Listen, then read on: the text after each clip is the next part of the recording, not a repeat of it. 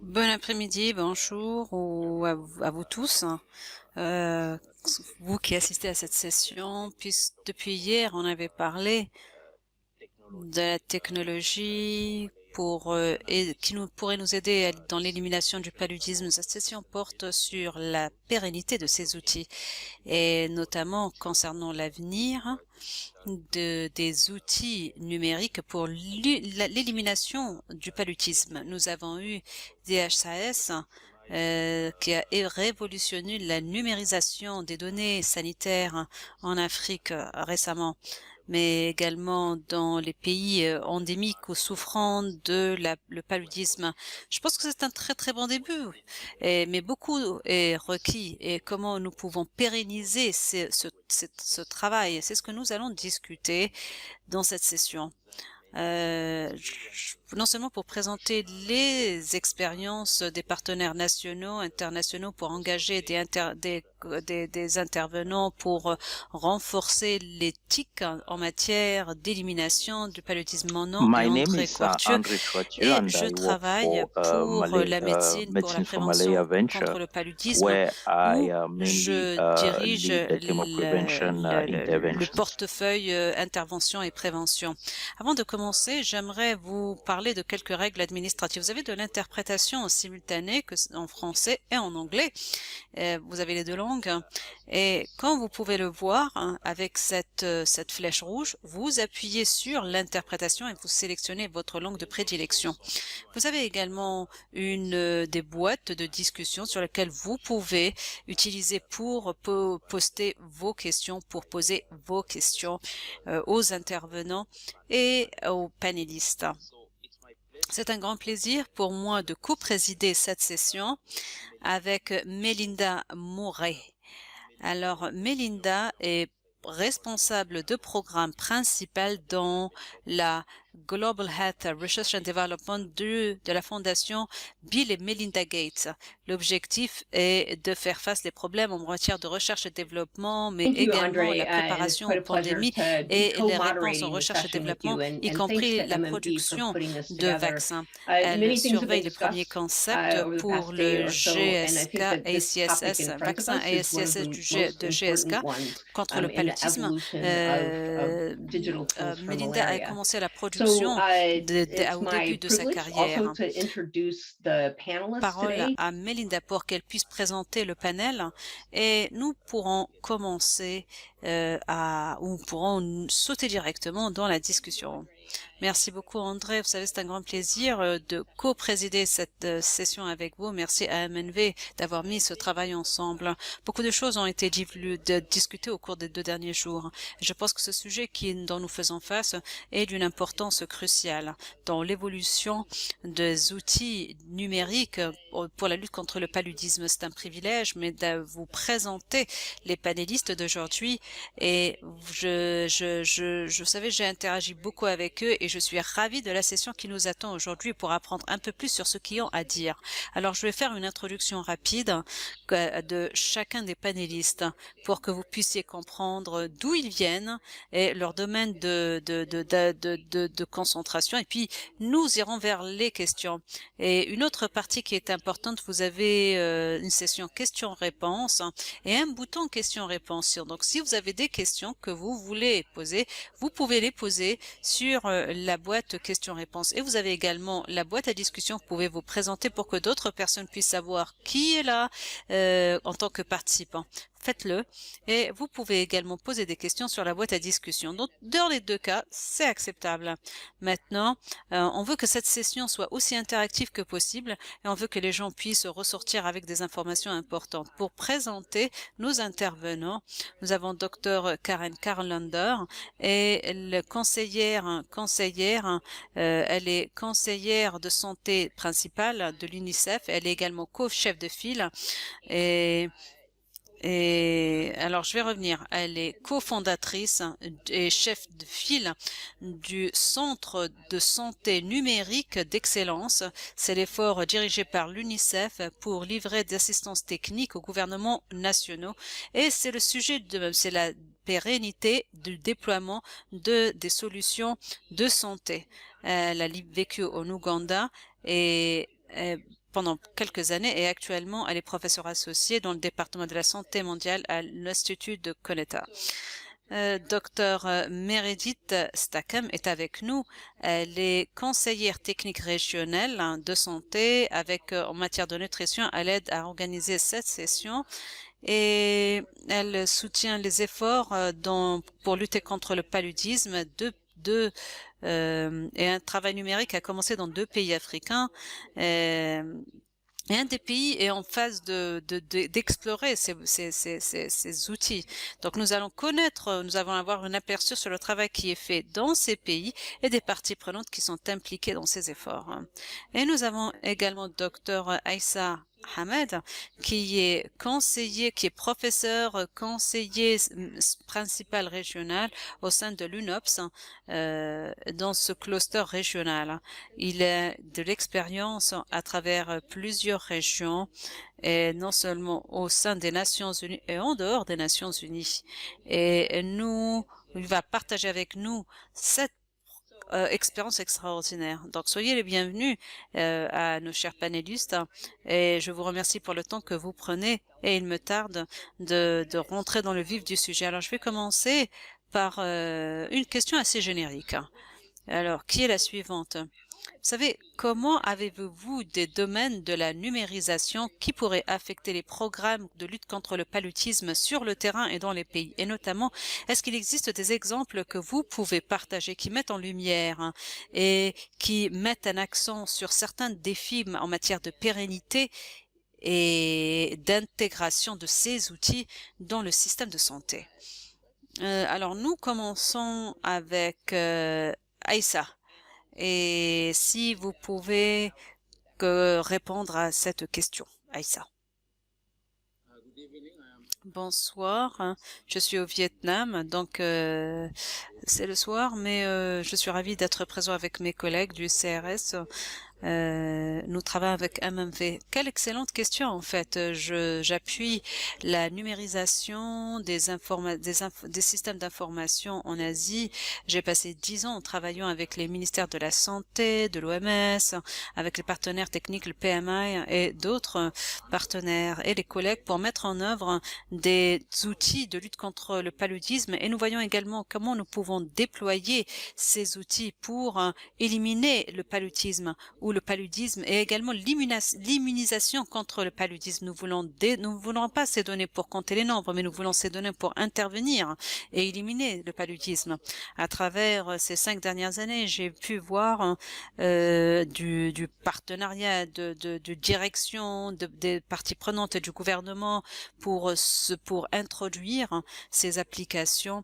Par exemple, j'ai travaillé avec Foslo pour développer des outils sophistiqués, des systèmes d'information sur la santé qui sont efficaces, qui aident à permettre de découvrir les pandémies et les épidémies de façon rapide.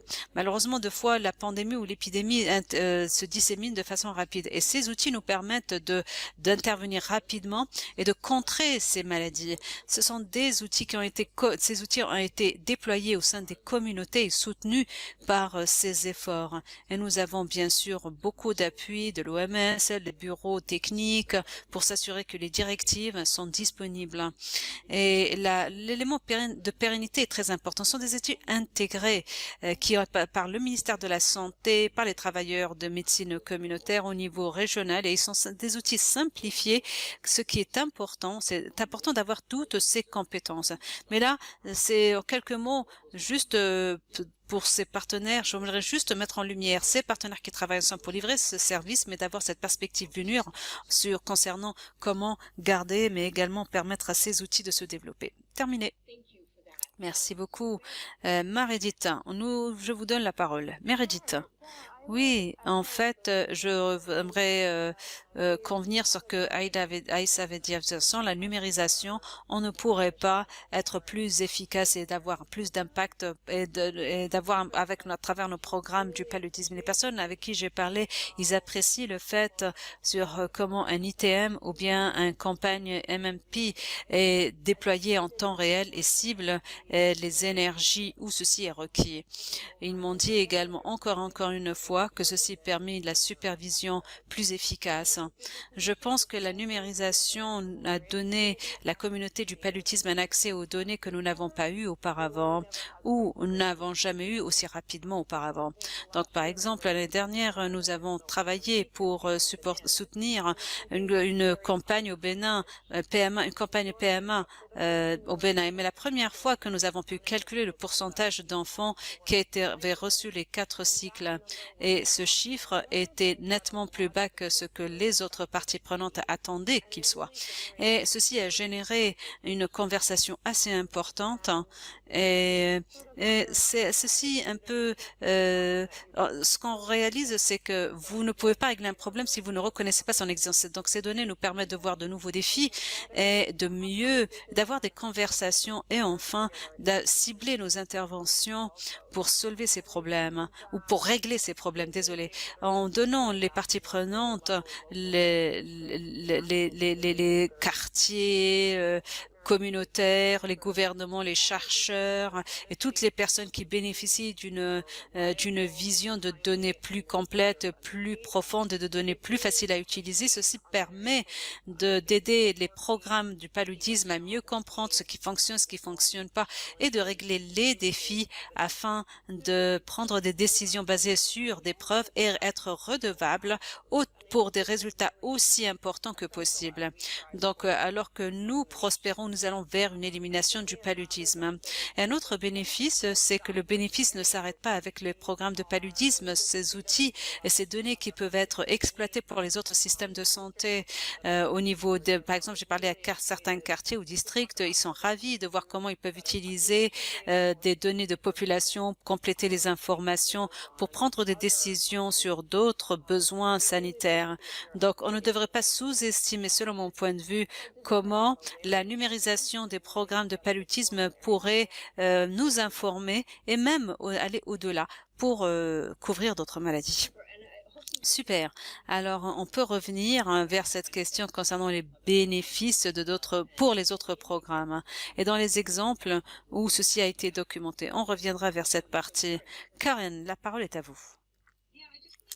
Oui, je suis tout à fait d'accord avec les autres intervenants, mais juste pour aller à un autre niveau, je pense que l'utilisation des informations routinières qui viennent des travailleurs de santé communautaires, des installations de santé, sur les cas du paludisme, en plus des autres maladies. Donc cela a donné plus de paludisme, une visibilité plus de paludisme. Pas par rapport à la communauté qui a besoin d'intervention, mais également pour les gouvernements locaux. Nous savons également depuis pas très longtemps, la majorité des enfants qui sont morts du paludisme n'ont jamais été enregistrés. Ces morts n'ont pas été signalés, n'ont pas été enregistrés. Et le fait d'avoir des outils qui ont été développés pour les travailleurs de la santé au sein des communautés qui enregistraient les patients, qui suivaient des patients, des maladies, les traitements, des transferts, mais également les décès. Ceci nous a donné plus de visibilité au problème. Et également, je pense que ceci a donné aux travailleurs de la santé, au personnel de santé, plus de mettre le pouvoir au sein des travailleurs de la santé pour mieux comprendre le problème et de signaler les problèmes en amont. Je pense que nous avons beaucoup de choses qui ont été développées par les personnels de santé où les choses sont mises en œuvre, notamment quand ceci est fait d'une approche plus consolidée. Au lieu de mettre juste des outils pour le paludisme, il est très important que ce soit sur une plateforme PST où le paludisme fait partie de cette plateforme, de voir comment les travailleurs de la santé ou le personnel de santé se sentent autonomes quand ils peuvent non seulement documenter les cas, mais également cette capacité mais d'avoir toutes les données, car par exemple des fois ils n'ont pas de moyen de diagnostic, mais signaler cela pourrait être important et ceci pourrait renforcer le système de santé, renforce l'initiative, mais également donner du temps pour les employés de santé.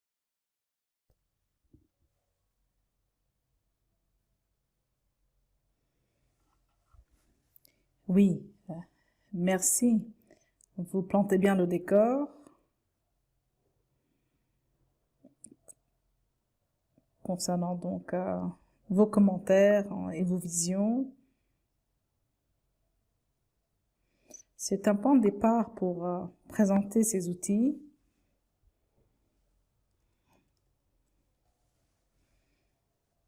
Au moment de la mise en œuvre de ces outils,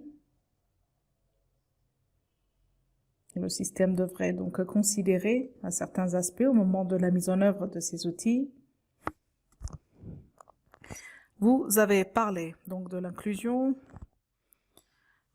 plusieurs problématiques liées à la santé et comment le paludisme comme mission a été donc intégré dans le système général de santé. Quels sont les efforts qui pourraient être mutualisés et partagés à travers donc la gamme de programmes? Meredith?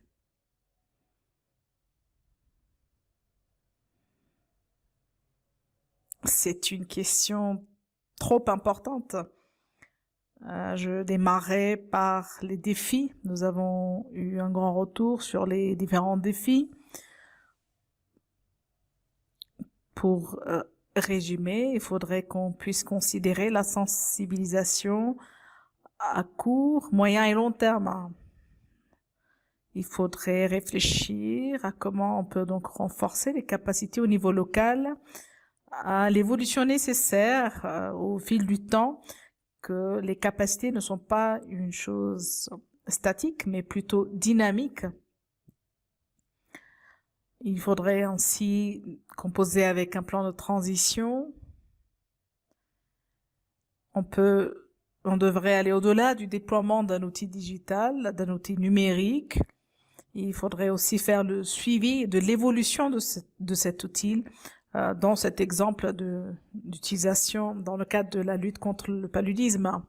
Je n'ai pas d'exemple précis. Je pense qu'on est tous en train d'y réfléchir et d'observer, mais sans doute que tout ce qui est donc de mentorat, d'accompagnement, de soutien et d'assistance, au-delà de l'assistance purement technique sur la technologie qui sont nécessaires. Quelqu'un parlait hier des compétences en matière de budgétisation, par exemple.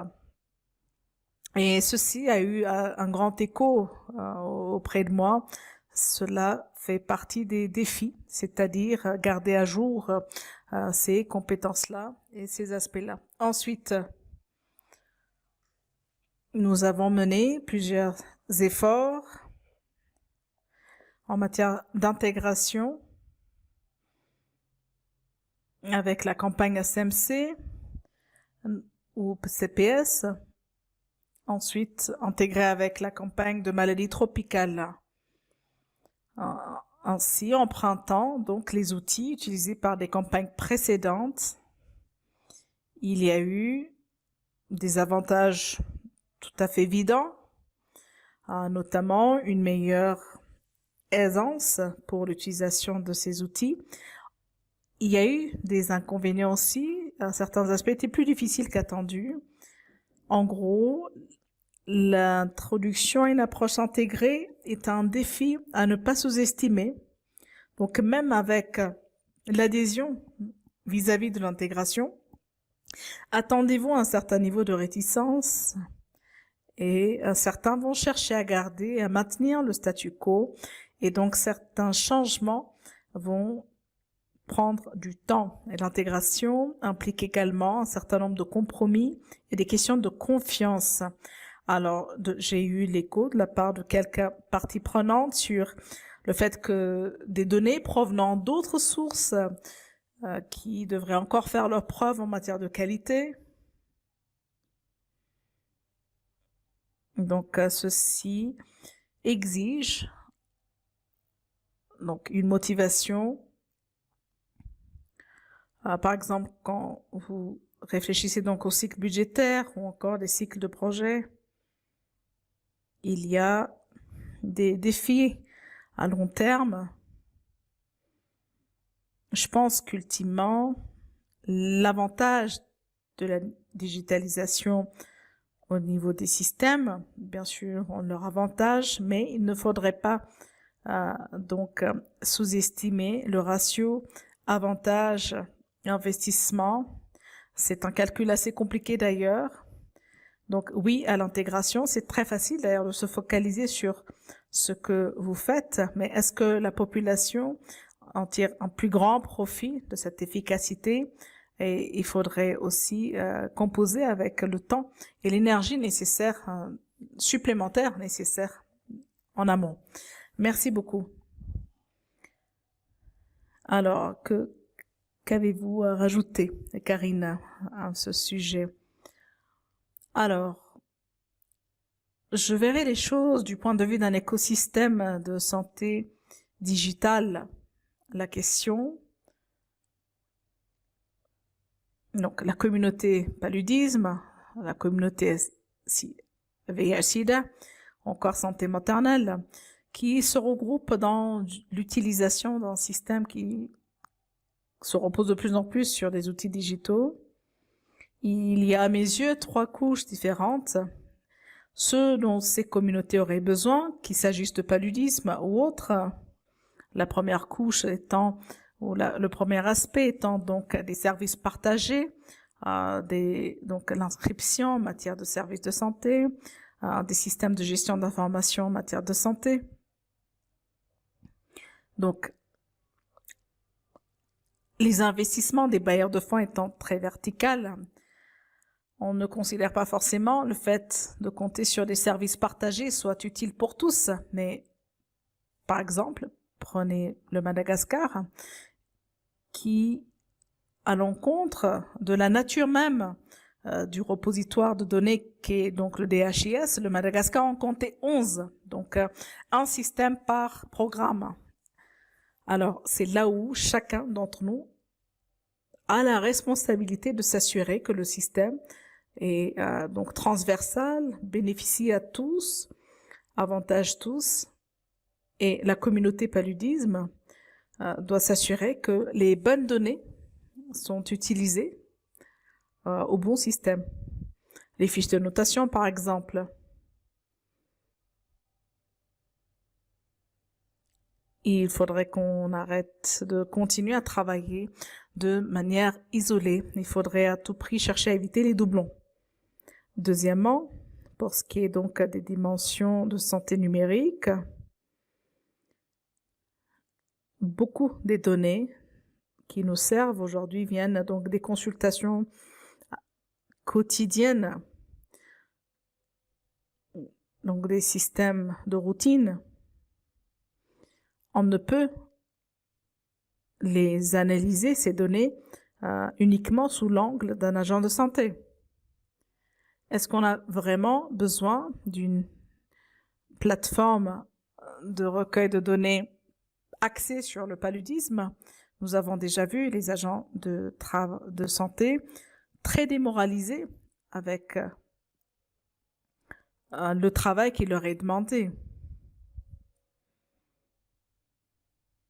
Donc, même si une organisation, un investisseur ou un bailleur s'intéressant à la lutte contre le paludisme, il est important que les outils digitaux soient adaptés donc aux termes de référence et de l'expertise de ceux qui travaillent sur le terrain. Par ailleurs, on constate aussi des solutions assez particulières avec des fonctionnalités très ciblées. Pour le paludisme, je pense qu'on dispose d'un certain nombre de solutions qui sont très particulières au paludisme. Donc l'IRS, des enquêtes. Je pense que la communauté travaillant et luttant contre le paludisme a beaucoup contribué en développant donc un système de solutions digitales qui pourrait être de façon très pertinente utile. Mais ce que j'aimerais voir, d'autant plus, c'est de savoir comment est-ce qu'on peut donc élargir notre champ de bataille, c'est-à-dire comment appliquer ces connaissances contre la polio, la Covid et d'autres maladies. Comment est-ce que le gouvernement peut donc intégrer ces fonctionnalités d'intervention digitale à d'autres maladies, à d'autres problématiques. C'est comme ça aussi que ces méthodes, que ces approches peuvent être pérennisées grâce à ces outils digitales et non pas en restant donc sur une seule maladie. Je pense qu'il y a eu beaucoup de progrès qui a été fait. Il y a moins de fragmentation, bien que il reste du travail sur la planche. Je pense qu'il a été beaucoup fait en faveur, dans la lutte de Covid-19. Il faudrait qu'on tente néanmoins de continuer à apprendre les uns des autres, de nos communautés respectives. On témoigne déjà de très beaux exemples d'outils paludisme qui aujourd'hui sont réalloués à d'autres luttes. Il faudrait davantage de collaboration à travers les secteurs pour y arriver. Merci beaucoup, Karine. C'était donc une réponse très détaillée et en même temps très étendue. Y a-t-il d'autres réactions? Alors, Esa, oui, André. Alors, qu'avons-nous fait jusque-là? Alors, en tant qu'UNOPS, c'est une agence qui soutient des programmes et qui ne les met pas en place. Le programme Paludisme qu'on soutient, qui en soi a donc plusieurs programmes verticaux, et ceci influence les systèmes et la conception des systèmes d'information en matière de santé. Donc il y a plusieurs partenaires, des ministères de la Santé, encore la Fondation Bill et Melinda Gates. En gros, tout le monde parle d'intégration. Et d'ailleurs, nous sommes d'accord et on a beaucoup investi dans ce sens-là avec l'accent sur le renforcement de capacités. Aujourd'hui, on fait en sorte que les outils électroniques soient donc mis à disposition pour un meilleur apprentissage. Aujourd'hui, me voici au Vietnam. Et d'ailleurs, je vais m'intéresser cet après-midi à l'ECDS, qui est donc un système de soutien électronique qui concerne jusqu'à un grand nombre de maladies communicables, dont le paludisme. Donc, le ministère de la Santé, qui ont le budget pour développer leur système d'information. Ces ministères souhaitent un système intégré. Et je suis tout à fait content d'entendre qu'on nous demande un système intégré. Donc, on voulait donc informer le ministère de la Santé que nous avons les moyens, justement, de le faire. Donc, qu'il s'agisse donc d'enquêtes, les ripostes en matière de paludisme selon les zones géographiques, le calendrier de riposte, avec les détails nécessaires. Donc, les espèces, les individus et d'autres détails. Donc, en gros, ce qui était vertical auparavant, aujourd'hui, devient de plus en plus et mieux intégré. Donc,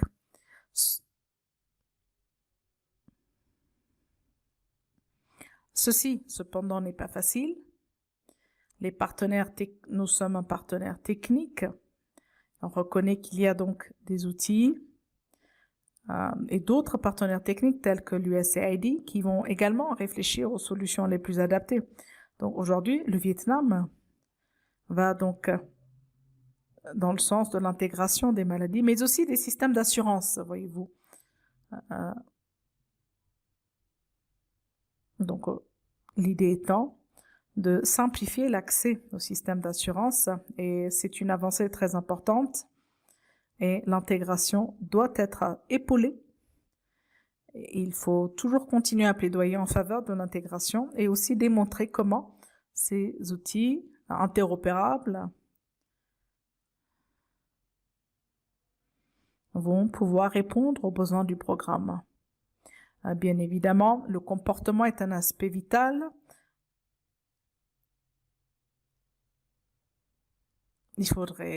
On ne peut se passer plutôt d'une volonté politique qui va dans ce même sens. Aujourd'hui, nous avons un système au Cambodge sur les données liées au paludisme. Les Cambodgiens travaillent avec leurs partenaires techniques vers un système de gestion d'information en matière de santé beaucoup plus intégré. Donc, il y a d'autres maladies qui s'y rajoutent, plus la COVID, et donc ainsi, bientôt, les outils en question vont donc, ce n'est qu'une question de temps, mais vont être utilisés, de façon plus large, et cela par les agents de santé. Merci beaucoup, Issa. Allez, Melinda. Merci, André. Je pense que la plupart des participants, au moment où vous parlez, quand vous écoutez, on se rappelait tous et chacun donc différents exemples dans le passé où cette intégration en question n'a pu avoir lieu. Et je pense on pourrait donc aller plus loin dans nos échanges. On a beaucoup parlé d'interopérabilité. Je me rappelle donc d'une démarche technique. L'interopérabilité, finalement, n'est pas une question de technologie, mais c'est l'interopérabilité des personnes. Et c'est là où ça devient difficile. La technologie, au final, est plus facile à manier. Et donc, ce conseil-là m'est resté, et c'est quelque chose auquel vous avez tous fait allusion. Et c'est ce qui ressort aussi dans les questions écrites qui ont été posées. Bon, vous pouvez y répondre à votre guise, mais quel est donc le niveau d'interaction? Au niveau national, il y a donc la prise de décision qui donc se décline auprès des communautés, donc ce que fait le gouvernement, qui aura donc ses retombées dans les communautés. Il y a aussi le rôle, et je pense que je l'ai entendu, le rôle des bailleurs de fonds et des donateurs qui donc apportent ce financement externe, mais aussi cette perspective extérieure. On le sait trop bien, les bailleurs ont des objectifs, des perspectives très différentes, mais donc il y a des approches qui facilitent votre travail ou d'autres qui les compliquent. Donc, est-ce qu'on peut donc aborder de cet angle suivant, donc le bailleur au niveau national jusqu'à l'agent communautaire de santé. Je ne sais pas si lequel d'entre vous souhaite ou laquelle d'entre vous répondre. Oui, bien sûr, Melinda, je pense que je peux y aller. J'ai eu l'occasion auparavant donc d'interpeller plusieurs parties prenantes et donc d'en apprendre plus sur la différence ou les différentes perspectives. Alors, par exemple, au niveau des agents de santé communautaire, la plupart de ces agents, donc historiquement, ils ont été payés le nombre de jours qu'ils ont travaillé sur une activité, une campagne. Ils s'inquiètent naturellement face au manque à gagner que présente d'un côté l'intégration digitale. Et cette préoccupation est pertinente. On en parle assez peu, on le prend en compte encore moins. Et les décideurs ou encore les agents de santé s'inquiètent aussi quant à la qualité du travail ou des prestations ou encore de leur réputation. Alors,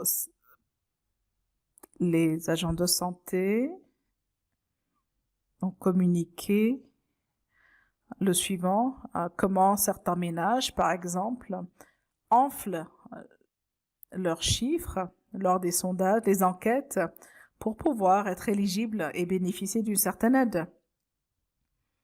Un exemple parmi d'autres. Donc, ces préoccupations-là, c'est-à-dire de savoir en quoi est-ce que ça me touche, est-ce que je vais donc me retrouver avec un avantage en moins.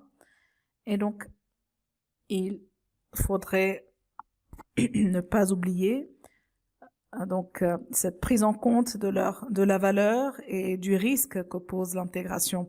Et comme Karine l'a bien dit, les bailleurs de fonds contribuent à certains de ces défis, en effet, et non pas qu'un sur un seul résultat escompté, et beaucoup de bailleurs expriment leur intérêt à renforcer un système donné, mais dans les faits, Montrez-nous, lorsqu'on demande qu'on nous démontre l'efficacité coût, les avantages pratiques de la digitalisation à première vue seront toujours assez faibles, à court terme en tout cas, et c'est aussi très difficile à calculer.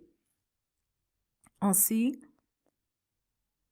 il faudrait avoir donc cette vue d'ensemble et éventuellement se passer à un certain stade de chiffres concrets pour prouver de l'avantage de la digitalisation. Donc, je pense que chacun y trouve son compte et parfois un peu moins. Il y a donc un certain équilibre, mais il faudrait en tout cas procéder à avoir des échanges candides sur ces dynamiques-là quand on parle d'intégration. Merci. Vous pourrez peut-être venir ici. Nous travaillons avec un groupe de donateurs pour le Mekong, les 5 pays que l'on soutient.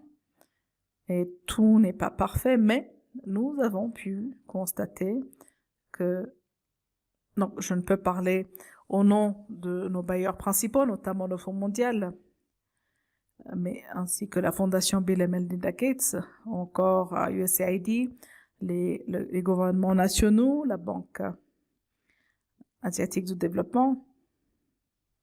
Donc, l'intérêt, la motivation clé comprend aussi l'intégration et, étonnamment, l'intégration est une initiative particulière et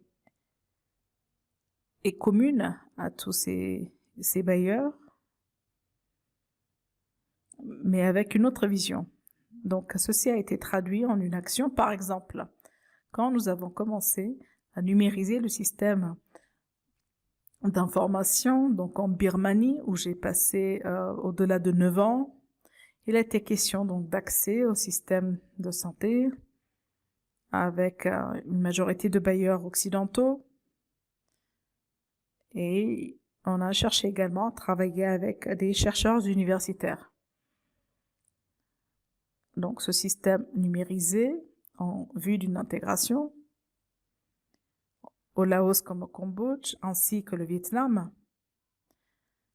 Il y a eu même un lien qui a été établi au niveau régional. Donc, il y a eu un système d'échange, de partage, de renseignements et de données. Donc, vous voyez, l'intégration, on est même venu jusqu'au niveau régional, facilitant aussi et minimisant aussi les investissements. Donc, je pense que ces initiatives régionales et ces échanges en matière donc, de digitalisation sont essentiels. Donc, je pense qu'après la pandémie, c'est donc la prochaine discussion. Nous, malheureusement, on voit à nouveau une recrudescence de divergence entre pays, mais le dialogue devrait persister. Autre chose très important, les données, pour qu'on les utilise évidemment, mais les données aussi devraient nous aider envers l'intégration. Donc,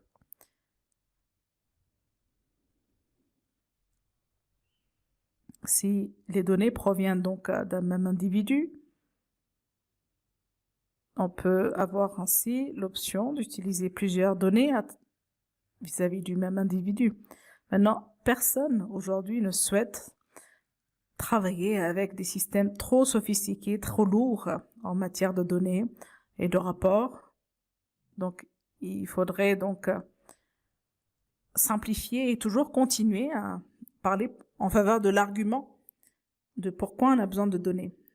Oui, j'aimerais reprendre le point sur les bailleurs de fonds au niveau national. Nous avons les 2 dernières années, donc beaucoup œuvré en ce sens. En 2018, beaucoup des bailleurs de fonds ont lancé ce qu'on appelle donc les principes de santé digitale, donc des principes qui cherchaient donc à harmoniser les stratégies en matière de santé numérique. Malheureusement, ces principes sont loin d'être opérationnalisés aujourd'hui. Nous avons commencé avec des consultations ad hoc entre organisations de bailleurs de fonds au départ, mais ce que la pandémie COVID-19 d'encourageant est que la coordination des bailleurs s'est retrouvée donc améliorée. On s'est rencontrés donc virtuellement de façon hebdomadaire avec des partenaires comme Gavi et d'autres pour chercher à mieux coordonner les investissements au niveau pays pour éviter, minimiser toute fragmentation. Et autre chose qui est ressortie de la pandémie,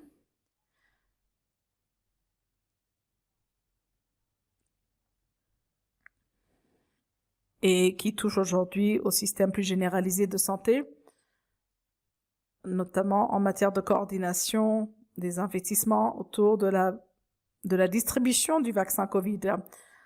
On l'imaginait bien en amont que donc le déploiement des vaccins allait être assez chaotique.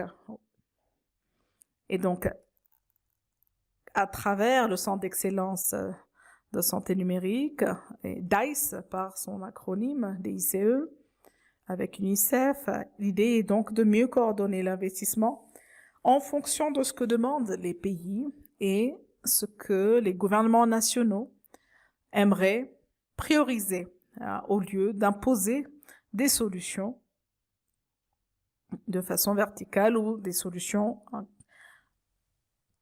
qui n'ont pas été proposées auparavant. Donc, dans notre approche de prestataire de soutien, on commence par poser la question, donc ce dont aurait besoin le pays en question. Donc, il faudrait d'abord une sorte de cartographie, une cinquantaine de pays. On s'est penché sur toutes les solutions qui ont déjà été utilisées et identifier toute opportunité afin de ne pas commencer à la case départ déjà. Et l'idée est de ne pas suggérer des idées ou financer des projets qui sont déjà existants.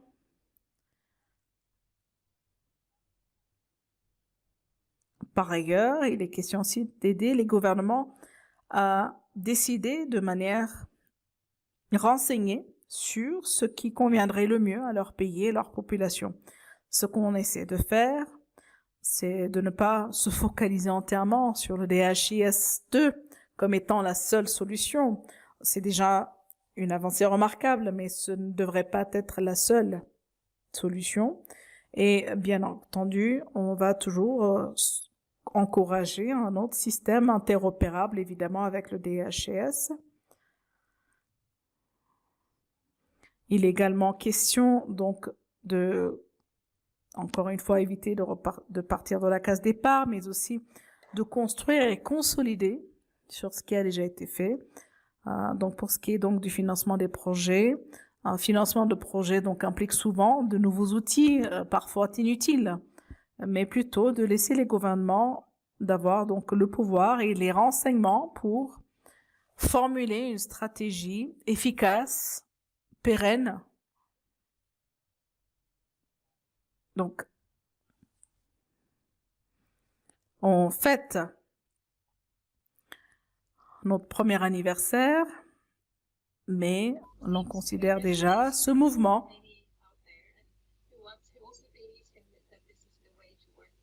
Donc c'est une manière de travailler. Nous avons juste besoin d'un mécanisme pour mieux le faire. Merci beaucoup pour toutes ces perspectives. Vous savez, en fait, c'est extraordinaire de voir le progrès qui est fait, et pas seulement en termes de rassemblement de personnes, mais également de la mise en place d'outils qui peuvent autonomiser les gouvernements locaux pour mettre en place un agenda et pour que d'autres puissent suivre le pas.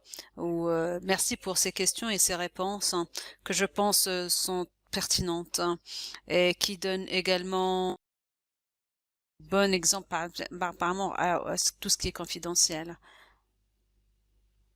À toi.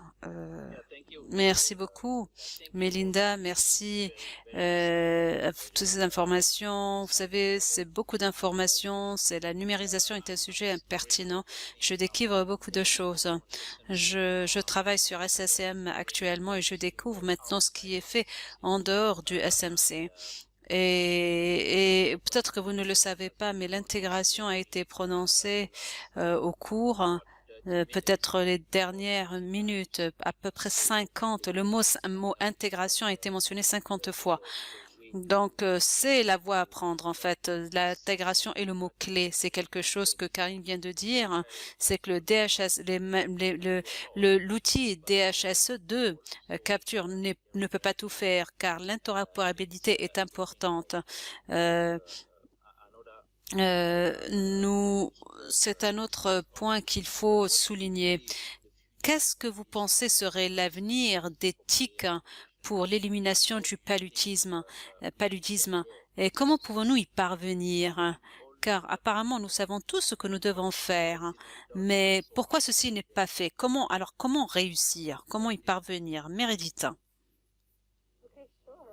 Oui. Alors je pense que au risque d'utiliser le mot intégration encore une fois, je pense que l'avenir doit être localisé et intégré, une numérisation intégrée.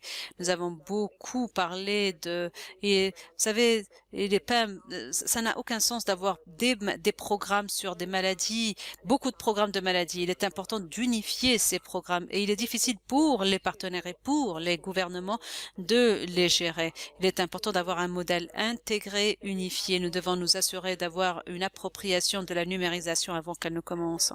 Et nous devons travailler ensemble avec les propriétaires et les partenaires locaux pour concevoir un outil qui approche et qui s'aligne avec le système de santé. Et ceci est facile à dire, mais j'aimerais mettre l'accent sur un autre élément. Je pense qu'il est très important d'y parvenir et pour l'investissement dans la culture et l'utilisation de numérisation à travers toute la main-d'œuvre de main-d'œuvre sanitaire. Pourquoi l'objectif de la numérisation est dans les données, et la donnée n'est utile que si elle est utilisée efficacement. Donc, quand nous équipons et nous autonomisons le personnel de santé et les décideurs pour mieux analyser et déployer ces données pour créer des décisions, pour prendre des décisions et pour avoir une efficacité, ils vont voir les bénéfices. Et s'ils voient le bénéfice, alors ils pourront la réclamer, ils pourront l'utiliser. C'est comme ça que nous pouvons aller vers une appropriation locale. C'est comment que les personnels, les parties prenantes du domaine de la santé peuvent s'approprier et devenir s'autonomiser. Je pense que nous allons finir par une situation où suivant ce chemin, nous allons finir par avoir une autonomisation complète et une participation de toutes les parties prenantes et une appropriation de l'outil. Je ne sais pas, Karine, qu'en est-il pour vous? Vous savez, je suis tout à fait d'accord avec ce qui vient d'être dit. Je pense qu'il y a 2 points que je voulais rajouter ici. Vous savez, avoir un système intégré, un système de santé intégré demande beaucoup de temps et d'efforts à consentir. Et nous avons un bon exemple de la Tanzanie où ils avaient vraiment fait un investissement au niveau du gouvernement pour essayer de concevoir un HAS intégré. Et maintenant, ils ont un système qui, avec tous ces échanges d'informations entre 50 systèmes d'information, et ceci a amélioré la qualité des données, la disponibilité des données, a sauvegardé ou mis du temps de côté. Donc, nous avons sauvegardé également de l'espoir, et donc les bénéfices sur le long terme sera substantiel. Mais ce n'est pas quelque chose qu'on devrait penser que c'est très facile et rapide à mettre en œuvre. Je pense qu'il faut réfléchir aux premières étapes. Et entre-temps également, je pense que les pays qui ont toujours un besoin immédiat et peut-être même s'il n'existe pas une planification immédiate des systèmes de gestion, ils doivent travailler avec des solutions qui qui puissent à l'avenir s'adapter à leur écosystème. Donc, il est très important quand nous parlons de la sélection des sources ouvertes ou des systèmes internationaux. Il faudrait que cette intégration ne soit pas être douloureuse et coûter cher et difficile à mettre en œuvre. Et c'est la beauté d'avoir un nombre de bons experts là-bas. Et car ces experts peuvent remplir ces normes et peuvent nous aider à mettre en œuvre et d'aider ces plateformes à être interopérables.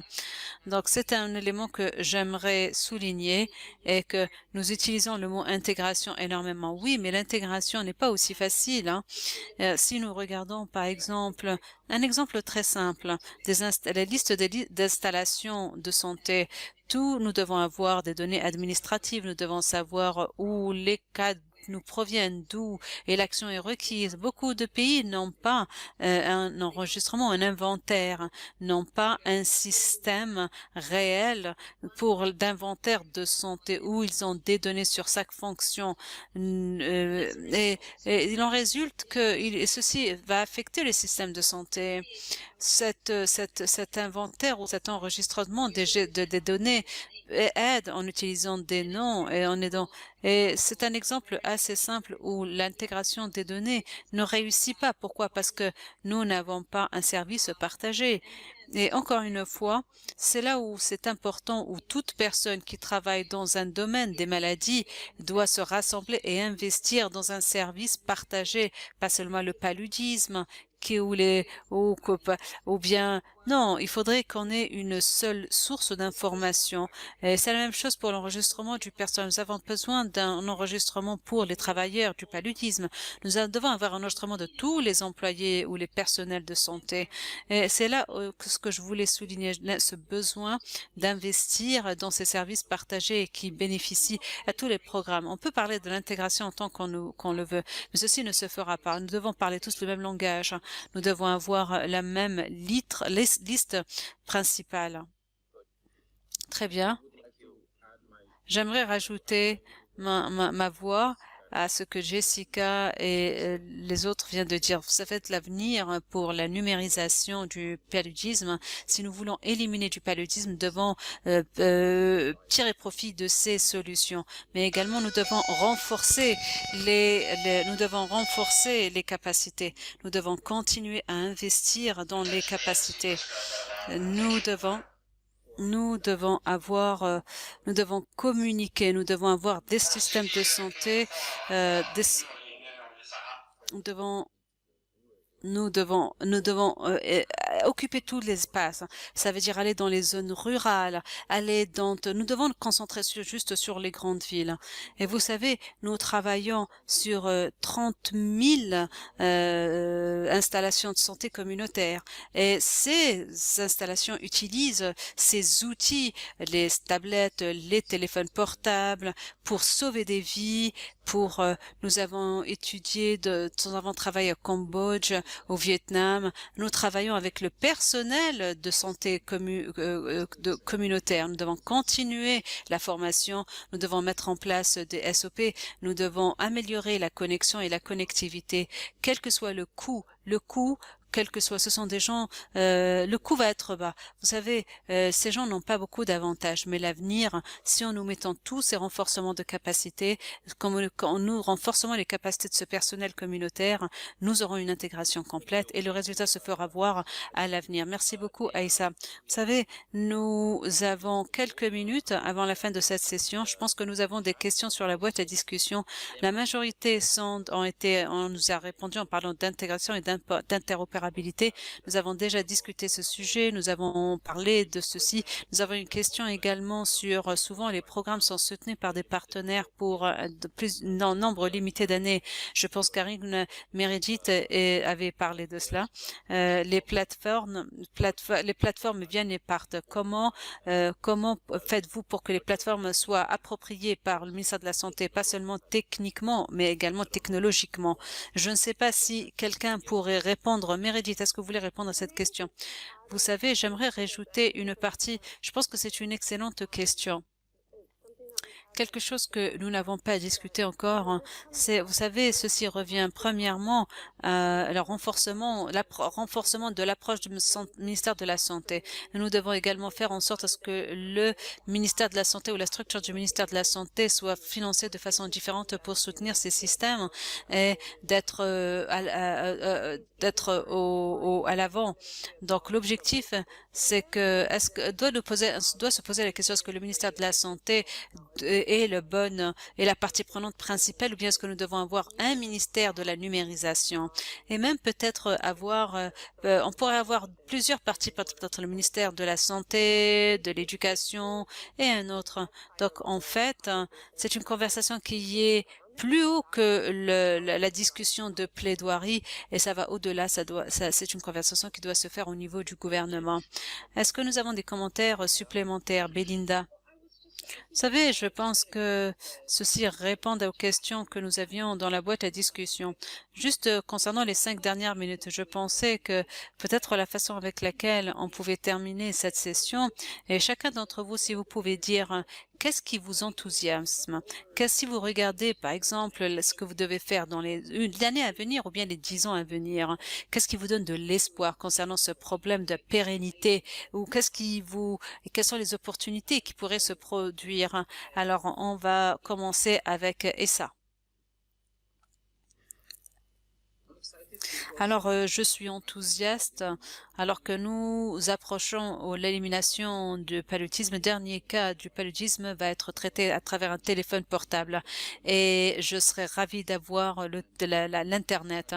Alors, ayez votre carte et enregistrez ce cas, ce dernier pour qu'il soit éliminé. Je suis vraiment ravie et je dis cela pourquoi? Parce que nous voyons des personnes avec le téléphone, des gens avec des téléphones dans des forêts, dans des endroits super éloignés, alors qu'avant, ils pouvaient nous contacter dans 3-4 mois. Alors, j'espère que cette technologie pourra nous servir nous servira à éliminer le paludisme. C'est une vision inspirante. Je suis tout à fait d'accord avec vous. Alors, ce qui m'enthousiaste actuellement est de voir comment la COVID-19 a transformé beaucoup des voies, comment voyons la numérisation à travers les différents programmes. Pas seulement nous avons fait un développement important, un progrès important par rapport à l'importance d'avoir des données, mais comment on pouvait utiliser les données de façon plus efficace. Ceci a démontré également comment l'importance d'avoir un système de santé fort. Et nous devons également construire des systèmes de santé résilients. Ces derniers doivent être basés sur des preuves, par des données et qui détectent les catastrophes à temps. Ce qui m'enthousiaste particulièrement, ce concerne le sujet dont on fait mention aujourd'hui, c'est comment à travers des bonnes études qui ont existé pour le paludisme, ont été appliquées à travers plusieurs maladies. Et je pense que ceci répond à une certaine question dans la boîte concernant l'importation de la cartographie, la cartographie des personnes, mais également des installations de santé, des foyers et l'utilisation de ces solutions de micro-cartographie. Vous savez, ces cartes, c'est des outils qui sont d'une importance cruciale. Ce sont des interventions qui permettent d'intervenir auprès des enfants qui n'ont jamais été immunisés, d'intervenir également pour la COVID-19. Et c'est une intervention importante pour identifier les foyers qui doivent être traités, qui doivent être immunisés. Donc, je pense que c'est extraordinaire de voir comment était une intervention en silo pour une maladie s'ouvre et devient plus large. Et maintenant, en appliquant la connaissance à tous pour que ces systèmes de santé que nous essayons de soutenir puissent bénéficier de ces innovations qui viennent des différentes communautés et différentes soutiens. Et Meredith, la parole est à vous. Alors, je pense que pour moi, ce qui m'enthousiaste est le potentiel d'avoir des données et la connaissance qui pourraient nous permettre de mieux déployer les outils et les ressources que nous avons déjà dans notre boîte pour lutter contre le paludisme. Vous savez, les gens sont enthousiastes concernant le dernier développement, mais que nous avons vu depuis longtemps, mais que nous n'avons pas pu déployer jusqu'à présent, et tout ce que nous avons. Donc, je pense que cette numérisation nous donne ces outils et réduire les écarts en matière de livraison, et j'espère que ces écarts vont être réduits avec les services pour avoir de meilleurs résultats aux personnes que nous voulons servir. Comme Issa, c'est d'avoir ce dernier cas du paludisme pour toujours. Éradiquer le paludisme. Merci à tous les panélistes. En fait, j'étais ravie de vous écouter et du progrès qui a été fait. Et honnêtement, dans ce domaine, c'est facile de voir les défis alors que quand on n'intègre pas, mais vraiment, c'était extraordinaire d'écouter des exemples, que les choses sont en train de changer, que les choses se passent de façon différente. Et j'ai adoré voir l'optimisme des images de ces derniers cas et la technologie numérique qui vont jouer un rôle pour nous aider. Merci encore une fois à chacun des panélistes, à NMV également pour ce sponsor et à Anepo d'avoir co-présidé cette session. Et je pense que maintenant nous sommes à la fin de cette session. Merci beaucoup pour votre participation. Merci. Merci.